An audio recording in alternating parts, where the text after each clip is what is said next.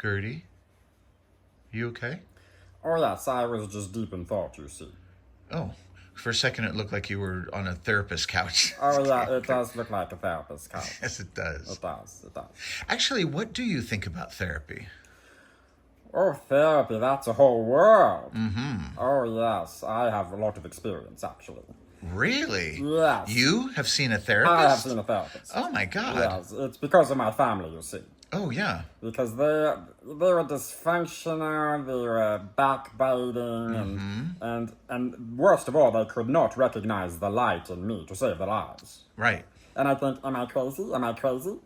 So I put myself in therapy. Wow. But the thing is, finding a good therapist is like finding a good restaurant.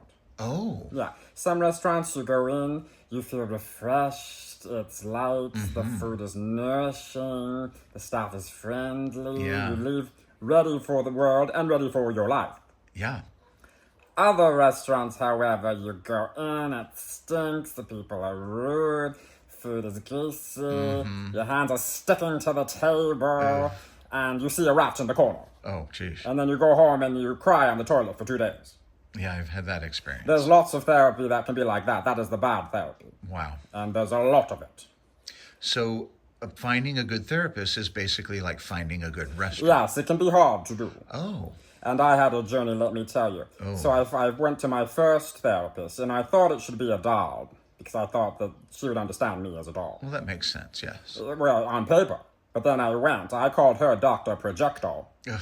She just projected everything that she was feeling onto me. Oh, geez. She'd say, Well, I think that you're just angry with how you are as a doll in this society, with how society treats dolls. and I said, no, I'm fine with being a doll, that's not the problem. And she said, Well, I think that you're very jealous because you don't have angel Barbie hair, and instead you have this dowdy yarn hair. I said, excuse me? She had dowdy yarn hair. I've spent lots of money on this beautiful hair that I have. Yes. Yeah, so she was just projecting. I fired her on the spot. And then I saw a human therapist. Oh. I thought, I don't need a doll. And I called this therapist Dr. Diddley, because all I ever got from her was squat. Oh, geez. Yeah, she would just purse her lips and go, And how does that make you feel? writing. No response to me. Oh, brother. So eventually I thought, I'm just going to have fun with this.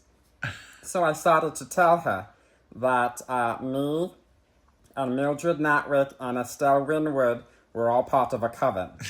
You know those character actresses? Yes, I yeah, do. They're wonderful. And so we were the old Hollywood character coven. And we were putting spells on up-and-coming ingenues to sabotage their careers. Because we were so jealous. And we'd make spells so that they would, they'd have halitosis, and they'd have perpetual boogers, and they'd burp during love scenes, just ruin their careers. And still, Dr. Diddley, And how did it make you feel? so I went darker and darker. I started reading the obituary to see if any young women have died of tragic circumstances. And then I would incorporate that into the session. I'd say, oh, little Annie Greenwood. So she got in the car accident that we had ordered for her last week. Nothing. Yeah, And I just went darker and darker until it was a pandemonium. And I started talking about demon possession and things like that. And then finally, one day, she dropped her pen. She looked at me and said, Gertie, I want to recommend you for institutionalization. And I breathed a sigh of relief. I said, at least I know you're alive. And then I stood up and I took a bow. And I said, thank you. You've been the most rapt audience I've had in a while. And that concludes my performance. And Good for you. I turned on my heels and I walked out of it. Oh, I bet she was furious. Oh, she was too comatose to be furious. Oh. I wanted to check her pulse. So I got rid of that. And then, so I started asking around. And I asked Zsa Zsa Gabor, don't ask me why, who her favorite therapist was. And she said, darling, I have the greatest therapist in the United States of America, darling. I said, well, give me his name, fine. So I went to him. I called him Dr. Panderson. Why? Oh, because he's... Oh, Gertie, you're so beautiful. You're so talented. You are such a light. There's no one like you. First rule of therapy. Don't pay someone to tell you everything you already know. Exactly. Yeah, I knew exactly why she loved going to see him. It's all she needed. But so then I finally found Dr. Florence. Oh. And she was very wonderful. See, she heard a little bit of my story, and then she said, here, Gertie, sit down. You are a Botticelli, and you were hanging in a chicken coop. Oh. Oh, that imagery just stayed with me. Yes. That is it. She said, that's why you felt so out of place. That must have been an epiphany. It was an for you. epiphany Wow. for me.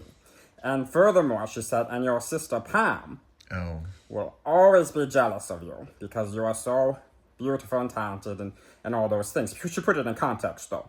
And she said, and your sister is a parasite trying to suck all the fluff out of you. Yes. Because she's this dull, dowdy, ornery, jealous ragtag. She will never be what you are. That must have been a brilliant Oh, therapist. this is a smart therapist. Yeah. She knows her stuff.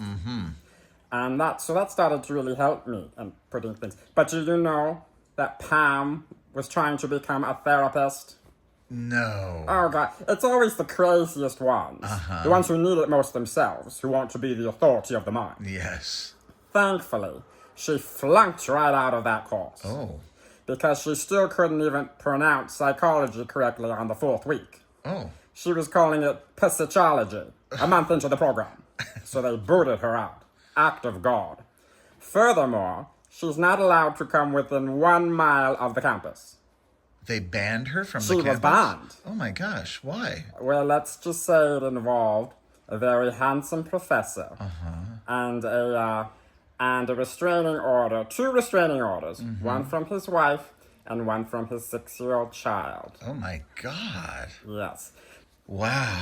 yes. Therapy is a circus sometimes. Yeah. Well, thank you so much for telling me about that. I think I have a lot that I have to think about now. Yeah, and another thing. Oh, yes. I just wanted to say that living in this world is very hard. Yes. It is a miracle that we are not all clinically insane. So I think everybody needs a little bit of therapy, Oh. at least. And so I think when you deal with people, you never know how fragile they are. Right. So we can all just give each other a little bit of therapy just in our daily lives, just by being kind and thoughtful and present. That's really brilliant. Yeah, I think it's brilliant. Thank you. In fact, I think maybe I should seek somebody to talk over some things with that I've got on my mind, Or actually. you have some things on your mind? I do. There's a couple things I'd like to talk to somebody about. Do tell.